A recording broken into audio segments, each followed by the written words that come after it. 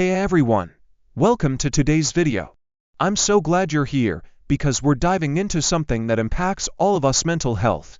Whether you're facing your own struggles, supporting a loved one, or maybe you're just here to learn more, you're in the right place. We're all on this journey together, and today, we're going to explore how we can navigate the ups and downs of mental wellness as a community. I know it's not always easy to talk about, but trust me, this is exactly the conversation we need to have.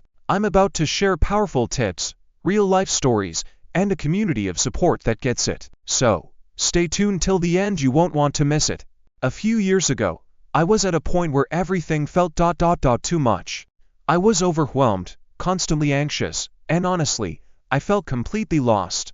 I remember feeling like I was drowning in expectations, whether from work, friends, or just life itself, and no matter how hard I try, it felt like I could never keep up. The burnout was real, and the anxiety, it was all-consuming. But here's the thing, the journey to wellness wasn't overnight. It took time, a lot of small, hard steps. I had to dig deep and find the courage to admit that I couldn't do it alone. And that's when I realized something: mental health isn't something we talk about enough. It's often brushed aside or pushed under the rug, but we have to talk about it more. Today, I want to open up that conversation with you, because no one should feel alone in their struggles. Together, we're going to explore how to face these challenges, and more importantly, how to find the support and tools that can truly make a difference. Here's something we don't talk about enough. The scale of mental health challenges is huge. In fact, did you know that 1 in 5 adults experience mental illness every single year? That's a staggering statistic. And if you've ever felt like you're struggling alone, just know you're definitely not. Let's break it down a little. Maybe you've been feeling overwhelmed by anxiety or depression. It's more common than you might think. In fact, anxiety disorders affect nearly 40 million adults in the US alone. And depression, it's not just a bad day, it's a serious struggle that affects millions of people each year. Then there's burnout and stress, between work, school, and trying to keep up with life. It's no wonder we're all running on empty sometimes.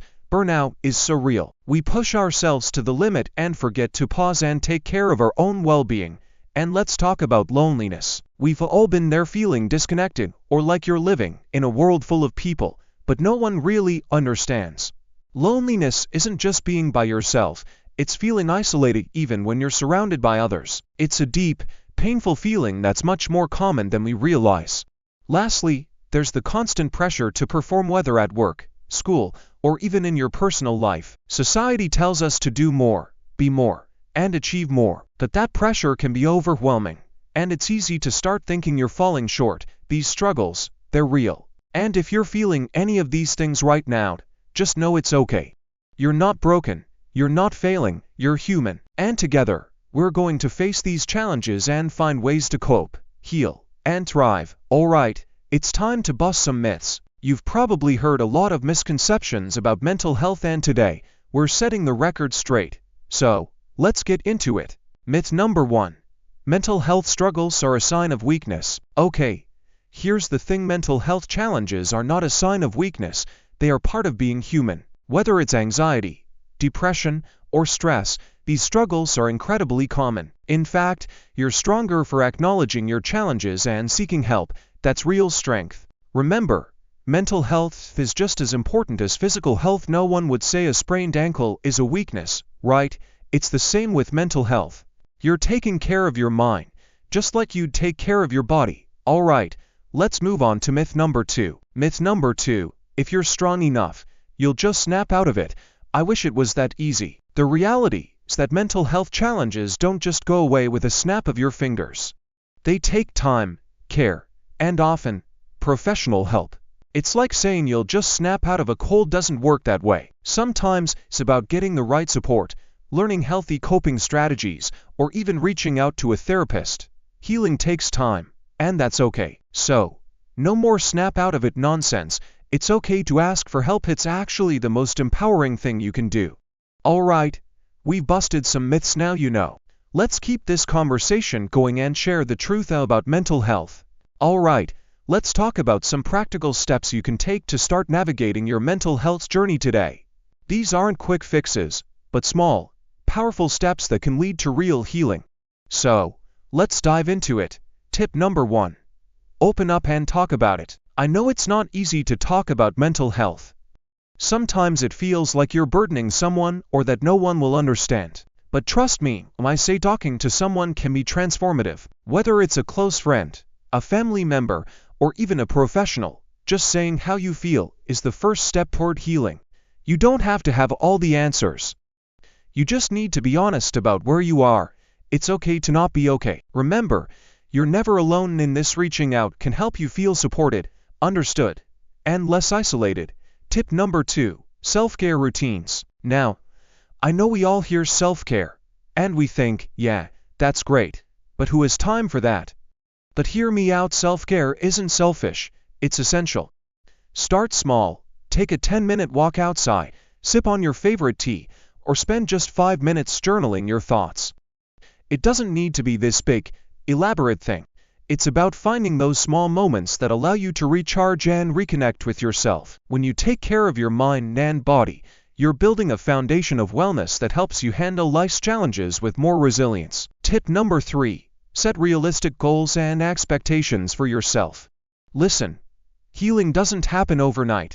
There's no quick fix here, and that's okay. Set small, achievable goals. Maybe it's getting out of bed at a certain time, making a meal for yourself, or simply practicing gratitude every day. Don't pressure yourself to be better instantly. It's all about progress, not perfection. Remember, your journey is uniquely yours.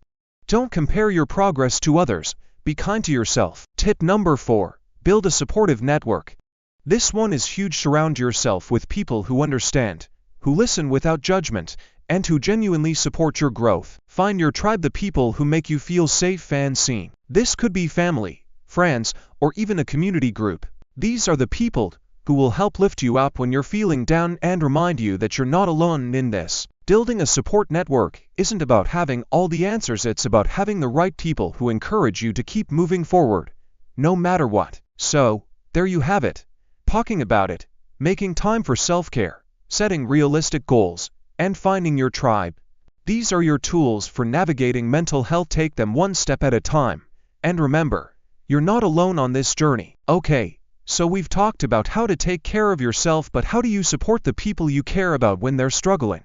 It's an important question, and today, we're diving into exactly that. First and foremost, it's about empathy and listening. When someone opens up to you about their mental health struggles, the best thing you can do is really listen. Don't rush to give advice, and don't feel like you have to fix everything. Sometimes, just being there, listening without judgment, and letting them know you're present can mean the world. It's about creating a space where they feel safe to share, without fear of being judged or misunderstood. Tip number 2. Offer encouraging words. Sometimes, the people we care about need to hear that it's okay to ask for help. Remind them that they are worthy of support, and they don't have to go through this alone. Let them know that asking for help is a strength, not a weakness. Whether it's reaching out to a therapist, confiding in a loved one, or simply taking a break, encourage them to take the steps they need to care for themselves. Sometimes, just hearing those words, "It's okay to ask for help," can be the push they need. Be the person who helps them feel empowered to get the support they deserve. Finally, remember this. By supporting each other, we're breaking the stigma around mental health.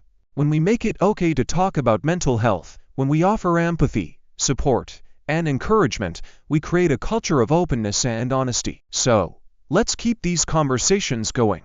Let's support the people around us and let them know it's okay to not have it all together, that they are enough, and that it's okay to ask for help when they need it.